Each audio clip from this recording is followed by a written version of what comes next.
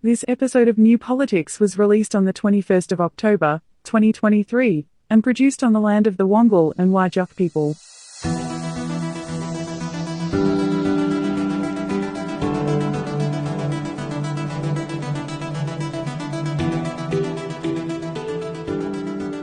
Welcome to New Politics. In this episode, the wrap-up of the Voice to Parliament referendum. Is there still a future for reconciliation in Australia? And the media finally starts talking about the problem of disinformation, but will it do anything about it? I'm Eddie Djokovic, editor of New Politics. I'm David Lewis, the ghost who walks. And if you'd like to support New Politics, you can support us through a Patreon subscription, but whether it's a subscription or whether you just want to listen in, read our material online or buy a t-shirt or buy a book, it's all available at newpolitics.com.au, and all of this is a good way to support independent journalism.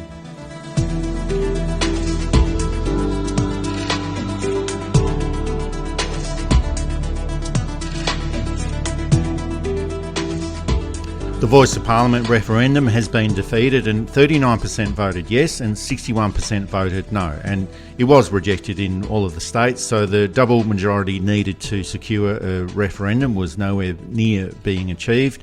And this is what the opinion polls had been saying for several months, with the no vote overtaking the yes vote from mid-July onwards. And the result is a great disappointment for the Indigenous community and for all of those people who supported the referendum. Here's the Prime Minister, Anthony Albanese, announcing the result on Saturday night. Our nation's road to reconciliation has often been hard going. The climb steep, the ground uncertain, the headwinds powerful, the way forward difficult to navigate. But through the decades, there have been moments of hard-won progress as well. That's why I say tonight is not the end of the road, and is certainly not the end of our efforts to bring people together. The issues we sought to address have not gone away, and neither have the people of goodwill and good heart who want to address them. And address them we will, with hope in our heart, with faith in each other, with kindness towards each other, walking together in a spirit of unity and healing, walking together for a better future for the first Australians, whose generosity of spirit and resilience intensifies the privilege that all Australians have of sharing this continent with the oldest continuous culture on earth. The historic fact that Australia's story is 65,000 years old remains a source of national pride and remains a fact. From tomorrow, we will continue to write the next chapter in that great Australian story, and we will write it together. And reconciliation must be a part of that chapter. And here's the Indigenous Affairs Minister, Linda Burney. For many, today is a day of sadness. This result is not what we hoped for. The Australian people have had their say, and a clear majority have voted against the proposed change to the Constitution. We will carry on, and we will move forward, and we will thrive. This is not the end of reconciliation. And in the months ahead, I will have more to say about our government's renewed commitment to closing the gap. Because we all agree we need better outcomes for First Nations people. We need to keep listening to Indigenous Australians about what works and what can make practical difference for the next generation. Because we all want what's best for our children. We all want our children and grandchildren to have a better future. So it is a disappointing result. It also means that Australia remains as the only colonised country that doesn't refer to First Nations people in its constitution, and the defeat of this referendum is going to be analysed for some time to come. Was it because of inherent racism? Was it because of the Liberal National Party's deciding not to support the referendum? Was it the lies and disinformation from the no side, which was readily accepted and promoted by many parts of the media? Was it because of the poor campaigning, distrust of government? It's probably a combination of all of these factors, but the upshot is that it was a lost opportunity for at least some progress on reconciliation. But I think it also says a lot about where we are as a country on these issues, and that is that we've still got a long way to go. It was a very disappointing result for so many reasons. One, that the press, having been ignored in the last 10 or 12 elections, was able to get a message of disinformation through finally. And the reason it was able to do that is because it tapped into that ugly racism of Australia, which is usually pretty passive, but people were choosing not to listen to the fact that 80% of the Indigenous population thought the Voice was the way forward. I had people try and say that votes like the yes vote in some booths in the seat of Parkes, which is Western New South Wales, didn't reflect Indigenous will, even though, and we don't know who cast each individual vote, but the yes vote matched precisely the Indigenous population of the town. It shows that our press is incompetent, corrupt and venal. The ABC board has to resign. It's that simple. News Corp and Channel 7 should lose their broadcast licenses. It's that simple. If the no case had a case and the referendum was lost, you'd think, okay, that's fine. But the no case had no case. Now, of course, we accept the results of the referendum because we have to accept the ugly truth of Australia, that it is a racist backwater,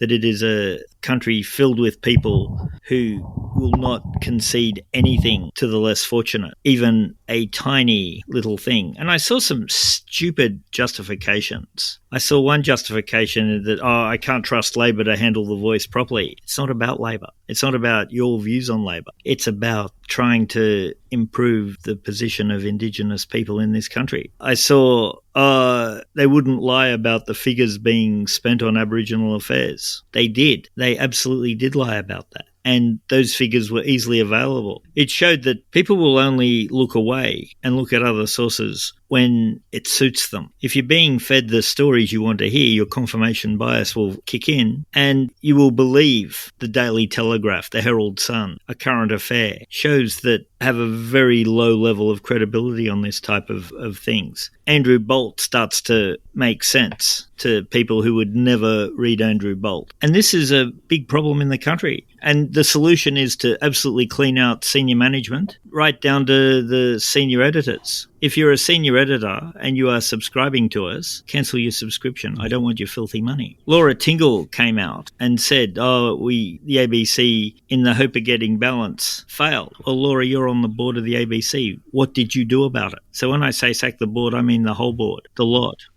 So there were definitely problems with the media reporting here, but I think overall it just reinforces that idea that constitutional change is so difficult in this country, and it shouldn't be, but it is. And the government should use constitutional change as a last resort and should bypass the constitution and work out other ways to achieve a political or a particular agenda. And sure, this is a change that was asked by Indigenous people. It was requested through the Uluru Statement from the Heart, but perhaps there should have been a plan B as well. So as soon as the coalition dropped their support for it, history tells us that a referendum without bipartisan support isn't going to get up. And we discussed this several weeks ago. It probably didn't matter what was offered up. The coalition would have opposed it and would have worked out a way of undermining it. And there's always votes in them for kicking into the Indigenous community, and that's what they'll continue to do. And we've complained about the campaign that was run by the Yes side and by Anthony Albanese as well, but it might have been a case where it didn't really matter what was put forward. There's enough negative forces in this country to easily magnify and manipulate an issue so it seems like it's a much bigger issue than it actually is. And I think that was certainly the case with the Voice of Parliament. Kos Samaras, who analyses polls, pointed out, and I think if you can chase his work down, do so. It was really good, and he predicted a no vote. He also showed us that the polls were correct. We all thought the polls were wrong, but the polls were correct, so we've got to acknowledge that. But he also said that the Yes campaign worked in the university-educated urban centres. but didn't speak to people outside of the urban centres. And I think that's something to be learned. I mean, I don't think there's going to be another referendum even in our lifetime. So those of you who are desperate for a republic, if you voted no, you've just stopped the republic. Those of you who are desperate for a reform to the two-chamber system, you won't get it now, not in your lifetime. I don't think there'll be a referendum for a very long time. And these consequences have to be thought through. Some of us did mention this, but we were told, no, but just wait. The other thing it showed, actually, and this is a side note that we'll get back to, is that Peter Dutton will never be Prime Minister. Even though the referendum came down on, quote, his side, the level of contempt he's held in by the electorate means that he'll never be Prime Minister at this point. So even in victory, the No campaigners seem to be quite stingy about all of this, and they were celebrating in Queensland. Gina Reinhart was there, and she hid in the bathroom of that function so the media wouldn't see her, and they were all popping the corks from the champagne bottles as well. And Indigenous leaders said that they wanted to hold a week of silence and lower the Indigenous flag to half-mast at public buildings to commiserate and reflect on this loss. And Conservative forces and the media were out there criticising them for this, suggesting that this is a huge affront to the democratic process and a huge affront to democracy. And this is a big loss for many people in the Indigenous community and for the many people who voted yes and campaigned for the yes vote. And they're not even allowed to feel bad about it or get upset. You know, that's ridiculous. So it seems like it's not enough to defeat your opponent. It's all about annihilating them as well. And you lost and you're not even allowed to feel bad about it. And it's just such a heartless response all round. And like the Indigenous author Melissa Lukashenko said, white Australia just doesn't want to give black fellas anything, even when it's nothing. And all of those peripheral issues that were headlined by the No campaigners, Peter Dutton said that the referendum is rubbish, so he'd hold a second referendum to offer recognition only. He's walked away from that, saying that people are sick of referendums, and pretty soon he'll probably deny that he actually ever said it. Warren Mundine also said that a no vote was a better way to get to a treaty, and he's walked away from that as well. He also said that Australia Day should be changed. He's also walked away from that. And there was that issue of the poll that suggested that 80% of Indigenous people supported the voice to Parliament, and that was rubbished all throughout the campaign by Jacinta Price.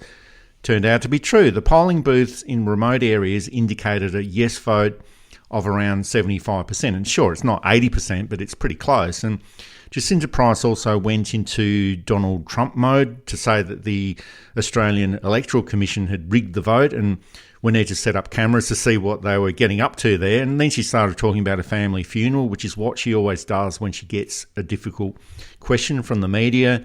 And I think all of this just highlights how disingenuous the No campaign was. If you're so confident of your cause, well, you don't need to tell lies about it. You don't need to say, if you don't know, vote no. And we'll never know what sort of difference it would have made, but at least it would have been a more honest campaign.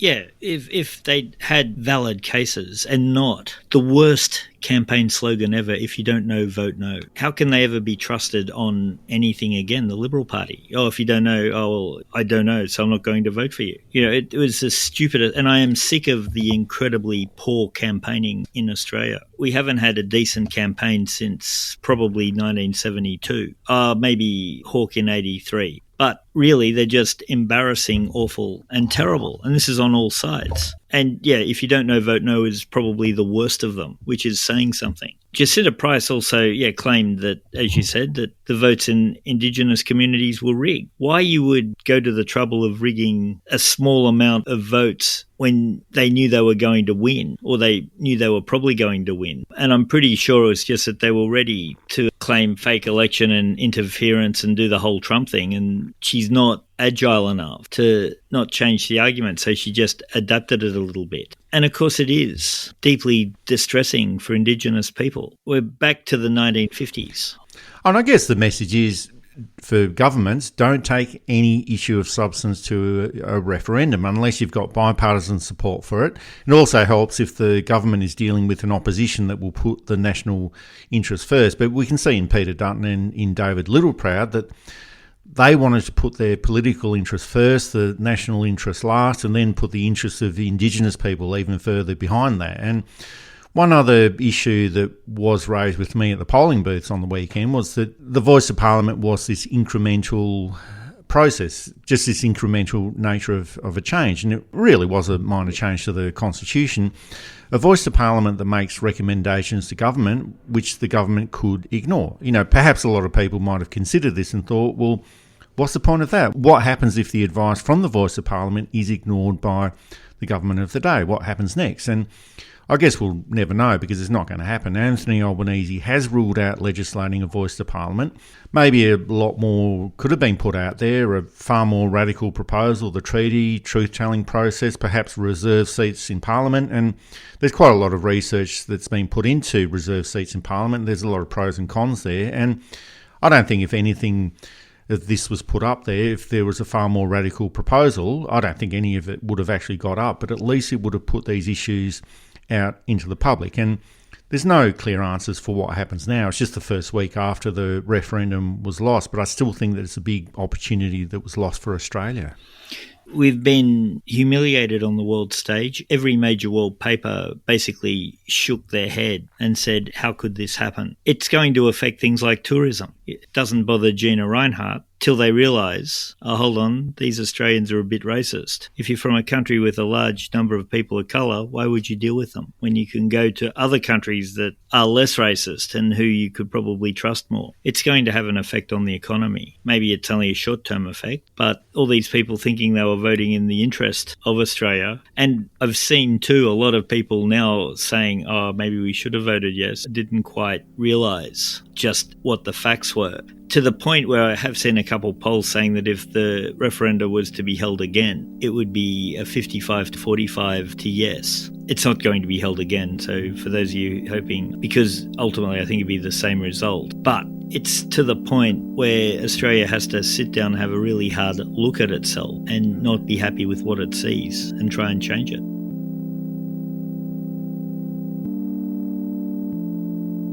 You're listening to New Politics. You can subscribe to us on Apple or Google Podcasts, listen through Spotify, YouTube, SoundCloud and Amazon Music. Or you can find us at newpolitics.com.au, and you can now support New Politics through Substack and Patreon. Whenever I'm down, I call on you, my friend. A helping hand you lend in my time of need. Whenever I'm down, I call on you, my friend. I call on you, my friend. I call on you, my friend. Listen.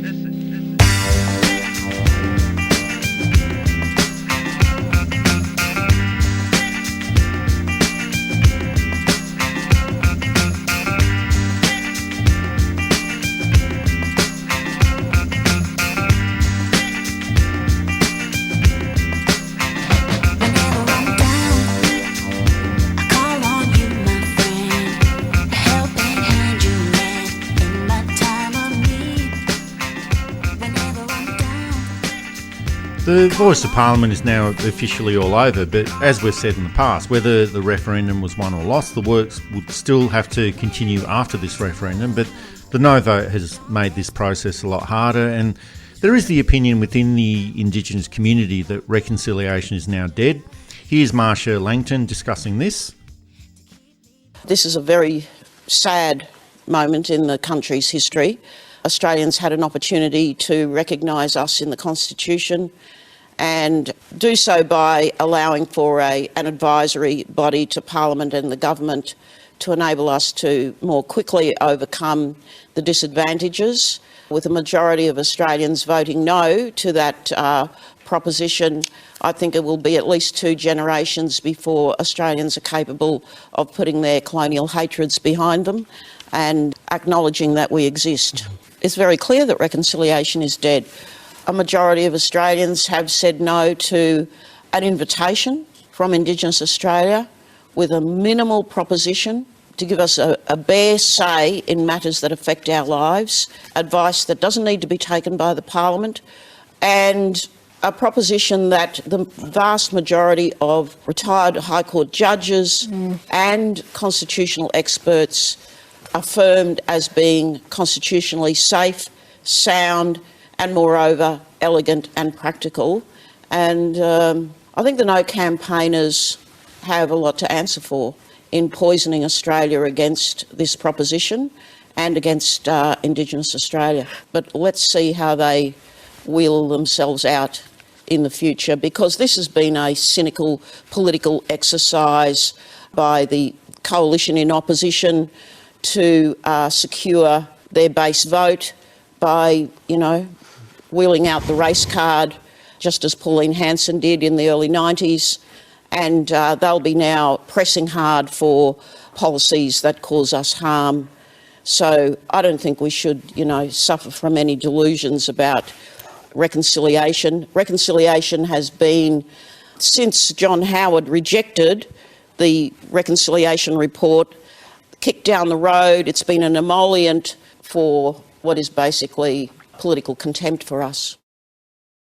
And here's the Indigenous leader, Lloyd Walker. You have to try to put stuff through, and I think Prime Minister Albanese did try that, and where it failed, it got people in the conversation. We can say that it got outvoted, but there was, 40% of the people that wanted that. So that years and years ago, we wouldn't have that percentage for sure. It's going to be difficult with reconciliation. It's going to be difficult times. I'll be interested to see what our Indigenous senators have in mind, their No campaign, as for the future. Now, the problem has always been that reconciliation has to be on the terms of the non-Indigenous community in Australia, of white people, of governments, and it's on a take it or leave it basis. And if Indigenous people want something different, well, too bad. You're not going to get anything else. And for the first time, Indigenous people were asked, well, what do you want? And this is what they asked for, and it was firmly rejected by the Australian electorate. And that's a real slap in the face, and it's like 8 slaps in the face from the nation, all of the states and the Northern Territory, with the ACT the only jurisdiction in Australia that voted in favour for the Voice of Parliament referendum. And there will be a new generation of Indigenous leaders that will lead the pathway forward, and they're probably going to be saying, well, we asked for nothing and we were given nothing, so we just have to aim a lot higher. Yeah, it must be so difficult. I think I more agree with Lloyd Walker saying that it's going to be difficult but not impossible. I do understand Marsha Langton's despair, that she thinks it's dead. And I'm sure that it's an opinion held widely throughout the community. I notice too that the Black sovereignty movement has gone very quiet. They were opposed to the Voice because they said it didn't go far enough, that treaty was the place to start. I think they've realised in the cold light of day that treaty is now further back, that the Voice was a step, maybe an inadequate step, sure, but it was a step in the right direction. There's no way the Australian public would vote for something as supposedly big as a treaty, no matter what the terms and conditions were, if they're not going to vote for that. So where the Indigenous community goes, from here, I wish I could say. Partly it's not for me to say. I think the last thing Indigenous community needs is another white gubber telling them what to do, even if the intentions are good. But it'll be interesting to see how the next 5 years pan out. Well, maybe a federal treaty is not the way to go anyway. The treaty process has already commenced in Victoria and in Queensland and in Western Australia, with South Australia commencing soon. The government in South Australia deferred their process until after the referendum, and the ACT and Northern Territory will commence their processes soon as well. And South Australia is also setting up their own Voice to Parliament, and none of these needed a referendum. The governments have just gone ahead and started the process. The Queensland Liberal National Party, they have dropped their support for the treaty process since the weekend results, so it's hard to know what will happen there, but it's probably best to start the treaty processes there. And, same as you, David, it's not actually up to me to say, but it's just an opinion, but it's probably best for the treaty process to start at the state and territory level. And it was the colony of New South Wales that was first established in 1788, and that's when the annexation and land theft first occurred, and in the Australian Constitution. And I was actually a little bit surprised that this one didn't come up more often during the Voice of Parliament debate, because there seems like there were quite a lot of new constitutional experts out there. But there is a provision for the acquisition of property by the Commonwealth on just terms, and that's section 51. And the only problem here is that when Australia was federated in 1901, the land that it existed on had already been stolen land for 113 years. So it is New South Wales that has to negotiate a treaty on the basis of what it did back in 1788. And I guess this is a legal quagmire, but it just does have to be done at some point, whether it's separate treaties within each state and territory and with an overall national treaty that coordinates them all. I'm not really sure, but the treaty needs to be the soul of the nation. And people might not want to talk about it, but it is happening now, and it's an issue that's not going to go away.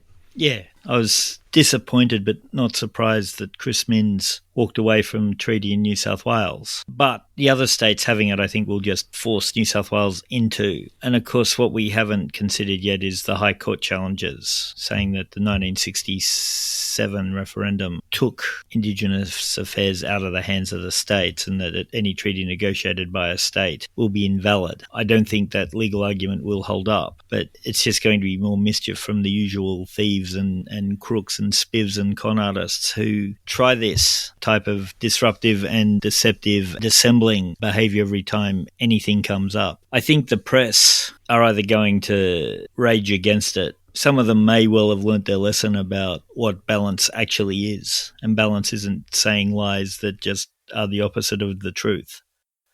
And a few of our audience members have been asking us about the truth-telling process and what it actually means. And truth-telling is also an issue that came from the Uluru Statement and would be set up under a Makarrata Commission, which would also look at a national treaty or treaties. And the process is essentially telling the truth about what's happened in Australia's history since colonisation and recognising it as well.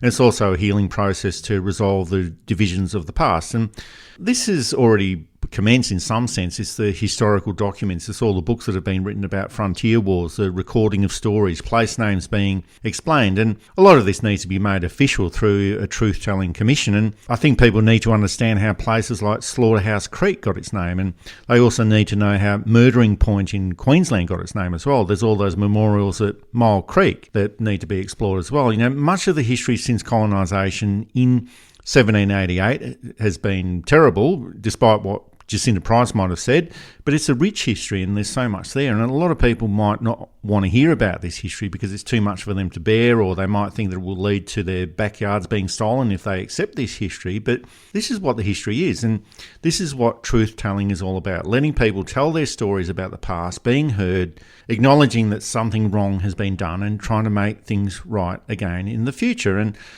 one person at the polling booth on the weekend, when I explained to them what truth-telling could be, he said, that just sounds like a whinge fest and it's all in the past anyway, and no prizes for guessing which way they were probably going to vote. But you wouldn't say to someone who's had their whole family murdered or their entire community taken away from them, stop your whinging and just get over it, it's all in the past. You probably want to help them out and talk to them about it and help to make things better. And that's what a normal person would do anyway. So I think that a truth-telling commission is an important process, and the good thing is you don't need a referendum to get it underway. Yeah, I think if the federal Labor government is really serious about reconciliation, they will work very quickly to this type of proposal. I mean, you might need a couple of weeks off to regroup, to re-energise, to rethink, to grieve the loss. But I wouldn't leave it too long, because you've got to strike while the iron's hot. You've got to use the regret people are feeling to your advantage. You've got to grab the moral high ground.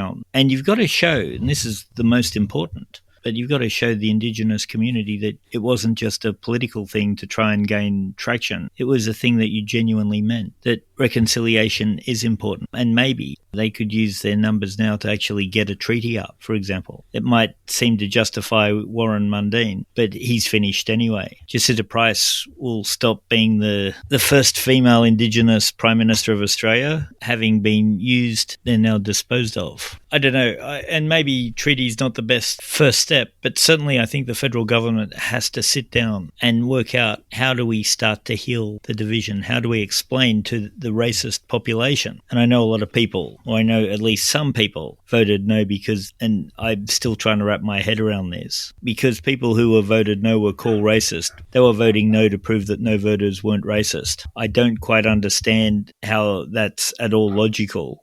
And certainly not all no voters were racist. I don't think that's a very helpful. But I don't think you prove it by voting no just because you're not racist. If someone can explain that to me, I'd be more than happy to hear it.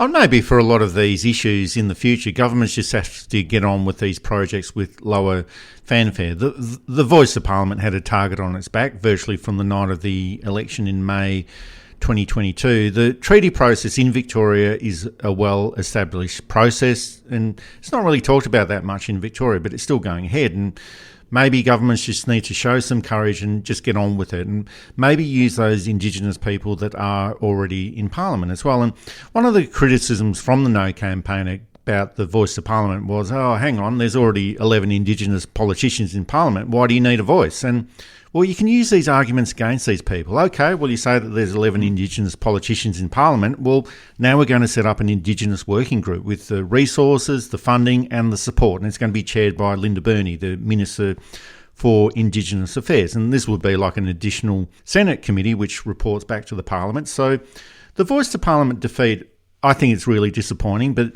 there have to be positives that have to be worked on from here. There can be creative ways or different ways to achieve the same agenda. And Indigenous people do have a target on their backs, just like a lot of immigrants do in this country as well.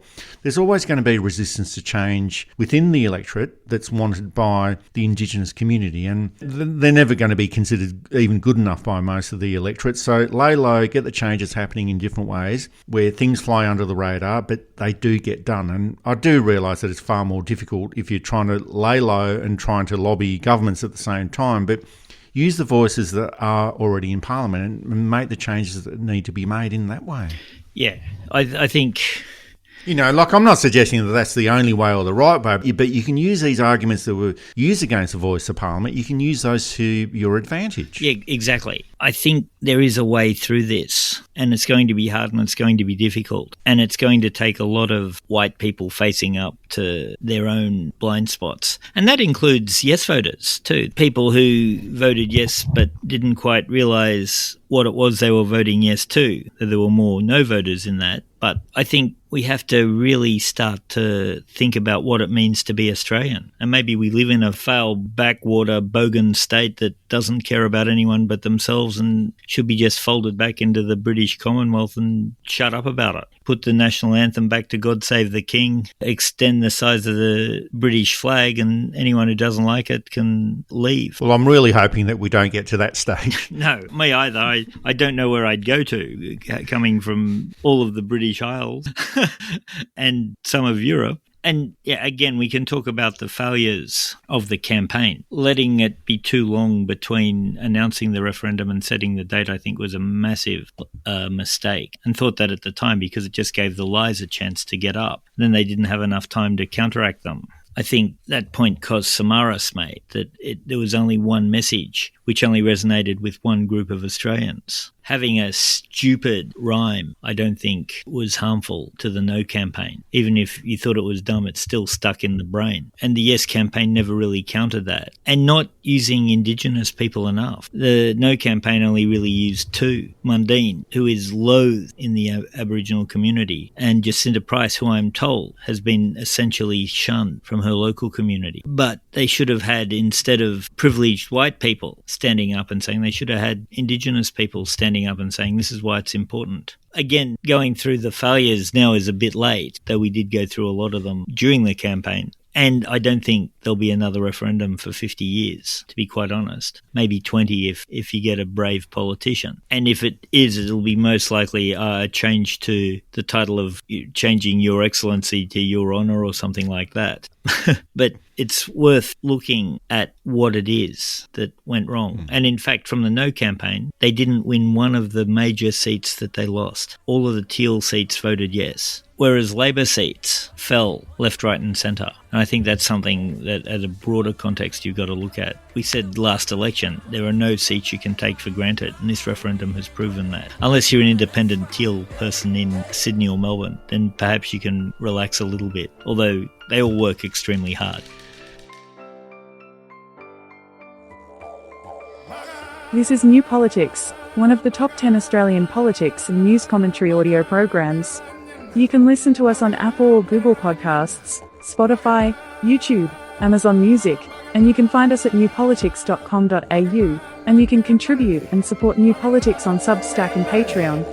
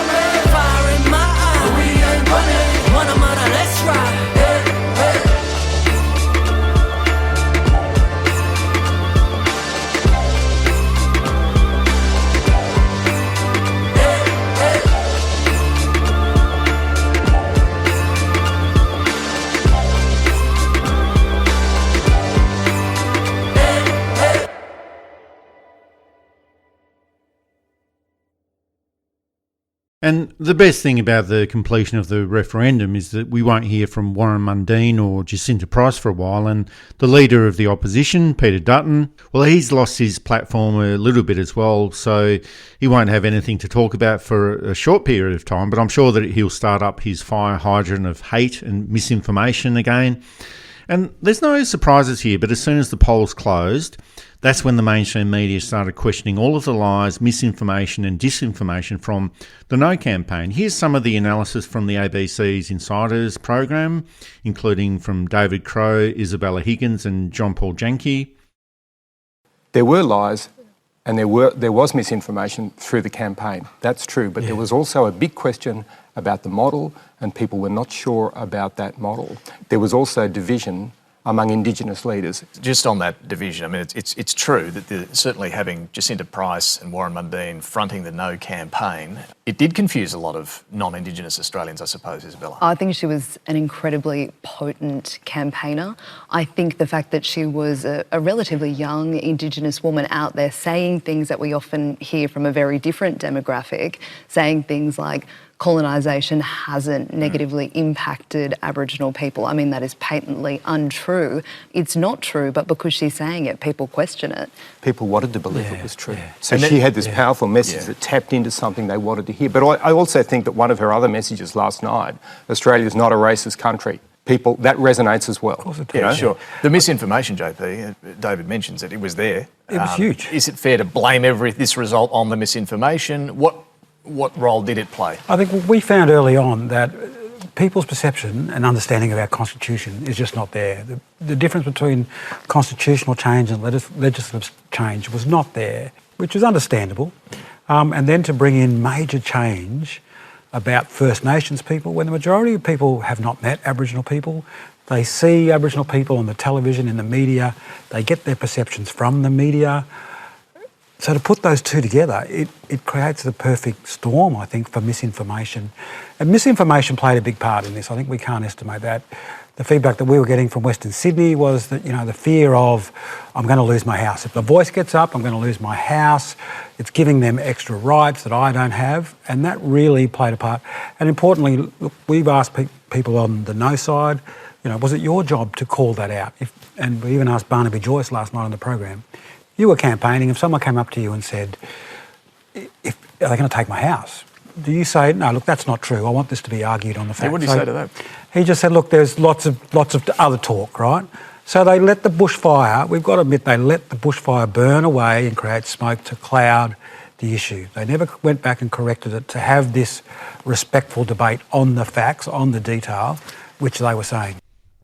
And I found all of this just a little bit weird. The big important issue is all over and it's been decided, and now it's okay to talk about the misinformation and disinformation campaign within the media. And John Paul Janke is from SBS and NITV, and those outlets have been consistently calling out the misinformation and the lies, but the ABC and Nine Media, definitely not. If anything, they've been promoting the misinformation from the No campaign by either publishing that information or just regurgitating that misinformation without providing a context. News Corporation, well, that's a factory of misinformation and hate and bile, so we couldn't really expect anything different from them. And generally, And I don't blame the media for the No campaign being successful. It's not as though before all of this started, Australia was 100% behind the voice of Parliament, a treaty, truth-telling, and then asked if there was anything more that could be done. This all latched on to all of those prejudices and doubts about the Indigenous community, and it certainly wouldn't have helped, but you just do have to wonder, why do they do it? And just on this occasion, why couldn't they be professional journalists for once, call out the rubbish that was coming out of the mouth of Peter Dutton and from the No campaign, and do it well before the referendum, not when it was all over? It would have checkmated the No campaign, or it might have brought out actual arguments that made sense to those of us who were sceptical. As someone who likes to think of himself as data-driven, there was absolutely no data in No. Everything that they said could be debunked, except for from the left, the idea that perhaps start a treaty was something I could sympathise with. I thought it was a tactical mistake, but I could see the argument there. But the No campaigns, with its wild figures being thrown out, with its lies about that it's a stealth land rights case, that it's United Nations mandate to denationalise Australia or whatever it was, and it was the lizard people who gave us decimal currency, the whole thing. And all of these arguments had prominence to a greater or lesser extent, that it was about elite Indigenous people, that there was an office already set up with 150 people working in it in Canberra somewhere. No one could quite take you to that office. All of this, a good and decent press would have debunked straight away, and it would have left the rubbish No campaign nowhere to go. And then if there was a good No campaign, we might have heard those. But I suspect if there was a good, and by good I mean a fact data-driven argument that made sense as to why this proposal wasn't going to work, I suspect that would have been first and foremost. But had there been those arguments, they would have had to have relied on them, and we still might have lost, but at least we'd have lost understandably and not embarrassingly and not humiliatingly, to now where Australia is now seen as a nation approximately at the same level as South Africa in 1975. And before you all snort, that's how we are seen. And that's the whole point of the media, to call out all of this rubbish. And with a few exceptions, the media coverage of the Voice of Parliament campaign was pretty poor. It was sensationalist. It just reported every piece of misinformation and lies from Warren Mundine, from Jacinta Price and from Peter Dutton. And Warren Mundine and Jacinta Price, as you mentioned before, they were so prominent within this campaign. It was almost like they were the campaign spokespeople, not just for the No campaign, but for the Yes campaign as well. They were pretty much everywhere. And when you think of the No campaign, well, it's Mundine and Price, with a supporting trolling voice coming in from Peter Dutton. And when you think of the Yes campaign, it just doesn't seem to be focused within the media. It was coming from so many different people: Noel Pearson, Marsha Langton, Linda Burney, Thomas Mayo. And this isn't a criticism, because they all had something to say, but the No campaign in the media was essentially limited to those two people, Warren Mundine and Jacinta Price. And they said some pretty outrageous things. They told a lot of lies, but that's what the media went for. And I'm not saying that the Yes campaign didn't get any coverage at all. They did receive quite a lot of coverage within the media, but the media tended to gravitate towards the sensational things. That colonisation was a good thing for Indigenous people, or that Indigenous people have never actually had it so good. You know, these are the outrageous things, but this is where the news headlines and the clickbait is. So you're not going to get that from a good news story. So that's the pathway that the media goes towards, the outrageous things. And that's where I think the Yes campaign suffered. Yeah, people like Mundine will always get the ear of a corrupt media who want that result. Honestly, Mundine wouldn't get any airplay at all. Neither would Jacinta Price. They'd be seen as the sellouts that they are, and other No campaigners, more reasonable ones. Again, this notion that people love conflict and we've got to be outrageous, otherwise people won't watch. And see how well that's worked for something like Q&A, where the ratings are through the floor. No one's watching it because they get in outrageous. Instead of having panels that can discuss an idea, they have half a panel that can discuss an idea idea being shouted down by idiots who should be let nowhere near a television camera. Again, our press requires vital and immediate reform, and sack a lot of them. Sack everyone in the mainstream press. Let them reapply for their jobs. Let them argue why they should have a job. Being in the job for 20 years is not enough. Having a large readership is not enough anymore. It is about who can do the best journalism. Well, it was interesting to see Laura Tingle's criticisms of the ABC's coverage, where they were trying to achieve balanced perspectives rather than focus on good reporting. And she's also a member of the ABC board, as you referred to before. So it will be interesting to see how well her comments are taken by the ABC, and why would they go through this process? Like, balance isn't achieved by giving equal time or equal platforms to two completely different arguments. You know, why give equal time to an expert and a non-expert idiot who just slice through their teeth? And how does something like this inform the public? Well, it doesn't. It just confuses the audience. Why give equal time to unbalanced perspectives? And ABC journalists were given timesheets during the campaign to record the balance of their guests or of the articles that they were writing. And I don't know who they're doing this for. This is the sort of rubbish that the coalition used to demand of the ABC, but they're no longer in government. It's like the banality of bureaucracy. You know, here's the expert. Oh, sorry, you've spoken for 5 minutes. Your time is up. Now we go over to our idiot of choice. Your 5 minutes starts now. You know, that's no way to run a media organisation. And sure, they're accountable to the public, but they're accountable to the public, not to the coalition. And the government has appointed two new ABC board members, Nicolette Maury. She's the head of Avani Solutions, but she's got no experience in broadcasting. And the other person is Louise McElvogue. Her only broadcasting experience was between 2006 and 2008, and that was in the failed BBC Seesaw streaming service, and that was closed down in 2011. So not sure why these two appointments were made. The Minister, Michelle Rowland, said that it was a merit-based appointment process, and that's usually a case where 3 candidates are offered for each vacancy, and then the Minister makes a choice. And it does get down to who's nominated themselves, and we'll never know who those other people are, but these seem like really odd choices, and it's hard to see how the changes that need to be made at the ABC will ever be made. The board needs to be cleared out completely. All board members need to be given their walking orders right this second.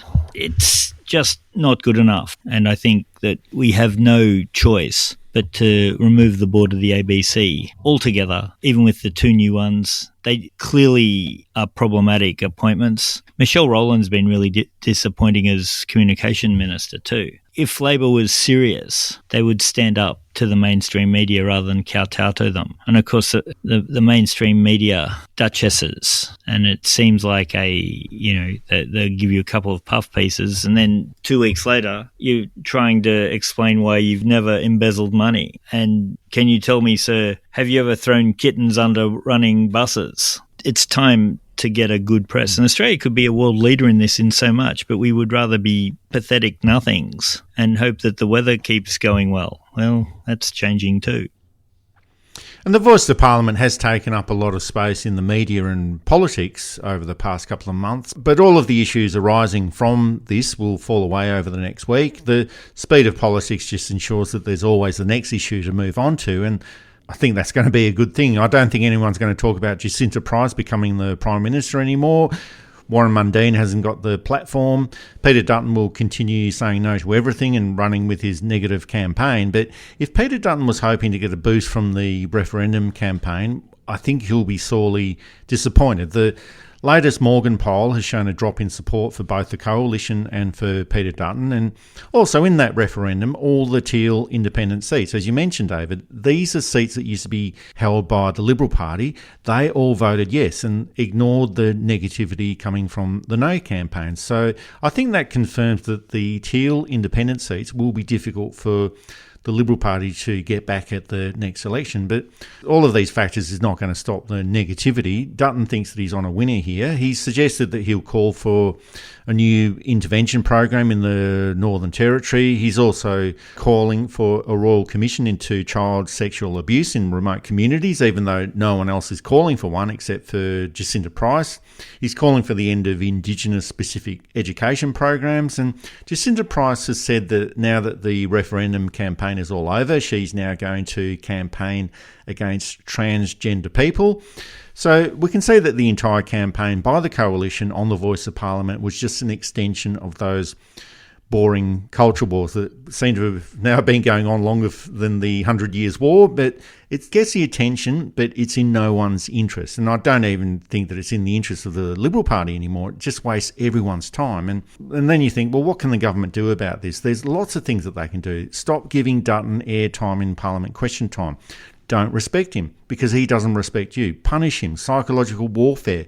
Background against him. These are all the tactics being used against the government. So it's time to start fighting back. And we don't see much of Jim Chalmers. We don't see much of Jason Clare. That might change now that the Voice of Parliament referendum is over. But there's a whole lot of other ministers that could be used from within the Labor government to promote the agenda of the government. And Anthony Albanese did say that he wanted to improve Parliament and raise the standards of political debate in this country, but that's not happening. Peter Dutton and the Coalition are just taking full advantage of this, and they're not going to change. And it's time to put him back in his box and keep him there. That's the power of government. It's just time to fight back. Yeah, Dutton would fold like a folding chair in a breeze if anyone stood up to him. He's done it before. He's petulant, he's weak, he's a sook. And why they don't use these to their advantage, I don't know. That's it for this episode of New Politics. Thanks for listening in. And if you'd like to support our style of journalism and commentary, please make a donation at our website at newpolitics.com.au. We don't beg, plead, beseech or gaslight you about journalism coming to an end. We just keep it very simple. If you like what we do, please send some support our way. It keeps our commitment to independent journalism ticking along. I'm Eddie Djokovic. Thanks for listening in, and it's goodbye to our listeners. I'm David Lewis. We'll see you next time.